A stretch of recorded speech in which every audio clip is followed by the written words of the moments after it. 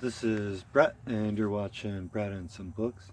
Today we're continuing the plot to seize the White House by Jules Archer. This is Chapter 7, Part 3. In his speech, Smith warned Americans that they faced a choice between the pure air of America or the foul breath of communistic Russia. And the New Deal, he charged, was taking the nation into communism. The press, 80% anti-Roosevelt, warmly applauded his attack. Militant CIO labor leader John L. Lewis growled that Smith had undoubtedly been well paid by his present employers for what he had said. New Deal partisans announced Smith as a tool of Wall Street. "I just can't stand it," Roosevelt told Secretary Francis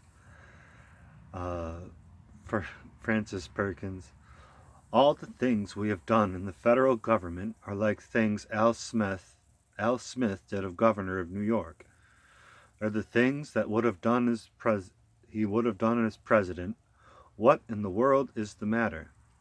The American Liberty League banquet marked the opening of their hate campaign of propaganda to defeat the re-election of Roosevelt in 1936.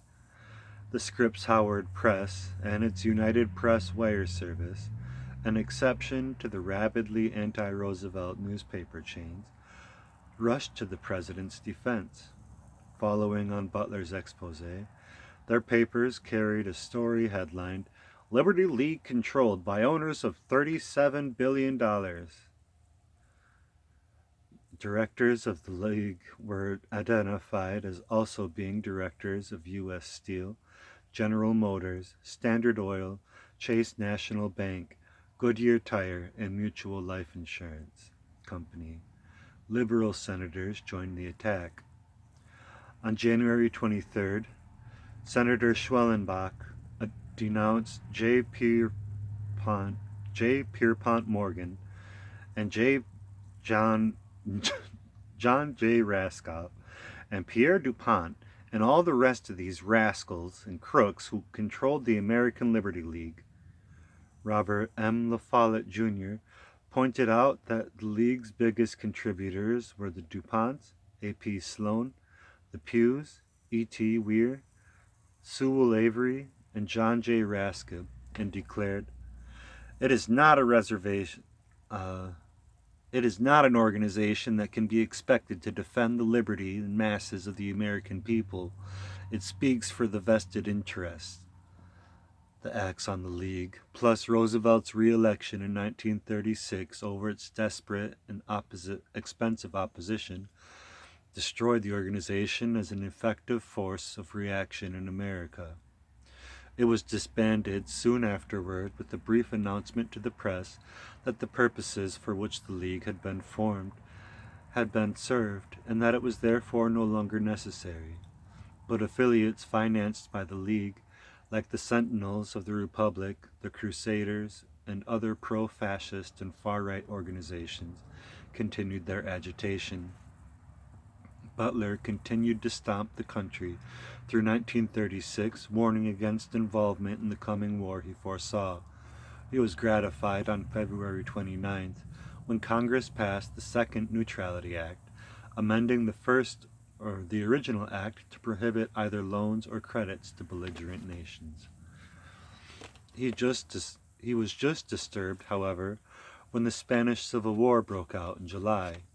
The Neutrality Act imposed a boycott of aid to the Loyalist government, while it was apparent that Mussolini and Hitler were supplying both money and military assistance to Franco. But by this time, Butler was so passionately opposed to the loss of another American soldier on foreign soil, he felt only strict neutrality could prevent it.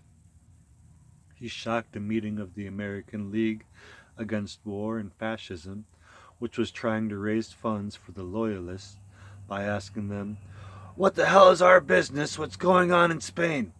Use common sense or you'll have our boys getting their guts blown out over there. Americans en masse never did a wrong thing. Mind your own business. Have faith in your own country." He considered the argument that Hitler and Mussolini had to be stopped now before it's too late, the kind of sophistry that had plunged America into World War with frightening warnings about the Kaiser. In September, he endorsed the candidacy of Representative Vito Marcantonio of the left-wing American Labor Party for his anti-war, anti-fascist stand. Butler's detractors assailed this endorsement as proof that he was some kind of red, ignoring the fact that 2 weeks earlier, Roosevelt had accepted the invitation of the ALP to become its candidate, as well as the candidate of the Democratic Party.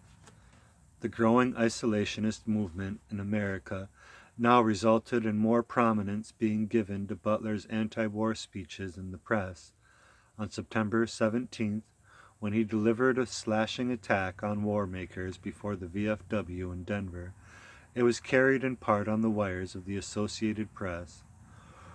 War is called hell and business racket. General Butler and Senator Bone warned veterans of foreign wars of the future. Men who fought America's wars cheered violently today as a major general and a senator called warfare a business racket. Major General Smedley D Butler, retired, used blunt language as he told the American wars that war is hell. But what in the hell are we going to do about it? I've got something for you to do about it. I'm going to tell you in simple language so all you can understand. Let the world know that hereafter, no American soldier is going to leave the shores of this country. Soldiers never leave the country except to protect the moneyed interests. One enthusiastic veteran, who applauded him afterward, wrote to President Roosevelt, urging Butler's appointment as Secretary of War to replace retiring George H. Stern. This man is the most popular military figure with the vets as a class. Pershing hasn't 0.1% of his color and personality. He's a Quaker, and a hell of a good one, i.e. not the Hoover type. If you asked him to fill Dern's place, the Army and the Republicans would holler, but the common people would understand, and so would the rank and file of the veterans. Of course, the slap at Liberty League or DuPont would cost their families votes. P.S. You won't get many anyhow. The DuPonts supplied more grist for Butler's anti-war mill. In September, when the Senate Munitions Investigations Committee revealed that the munitions industry, led by the DuPonts, had sabotaged a League of Nations disarmament conference held at Geneva. After the whole conference was over and the munitions people of the world had made the treaty a satisfactory one to themselves, reported General Nye, we find that Colonel Simmons of the DuPonts is reporting that even the State Department realized, in effect, who controlled the nation. On October 19th, Butler used his popularity with the Dry Forces, who remembered him affectionately from the Volstead Act days in Philadelphia, to appeal to the Women's Christian Temperance Union to join the peace movement.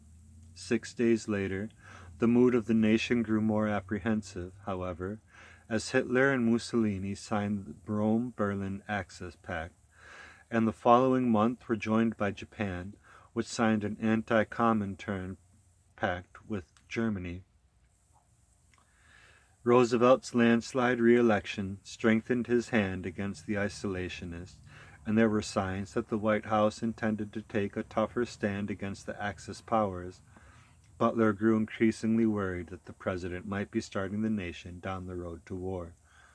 Speaking at an Armistice Day dinner for veterans, Butler announced firmly that he, with a record of 33 years of military service, would never again shoulder arms except in defense of America's own shores.